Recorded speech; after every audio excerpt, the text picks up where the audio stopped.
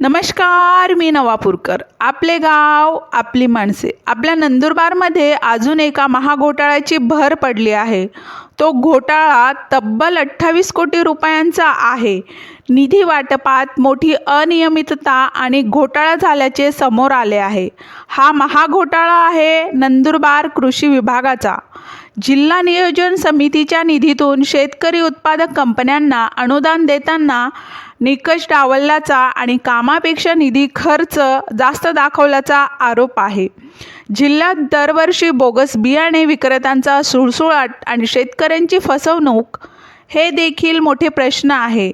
बघा हा महाघोटाळ्याचे मुद्दे. निधीचा गैरवापर. 28 कोटीचा निधी शेतकरी कंपन्यांना वाटताना पारदर्शकताच ठेवली गेलेली नाहीत. काम अत्यल्प, निधी जास्त. कामाची प्रत्यक्ष पाहणी केली असता निधीच्या तुलनेत कामे नगण्य आढळून आलेले आहेत. बोगस कंपन्या. अनेक कंपन्यांचे अस्तित्व केवळ कागदपत्रांवरतीच आहे. आपल्या नंदुरबारमध्ये महाघोटाळे करण्याची कमीच नाही. ही एक मोठी शोकांतिका आहे. SK news Navapurkar. नमस्कार.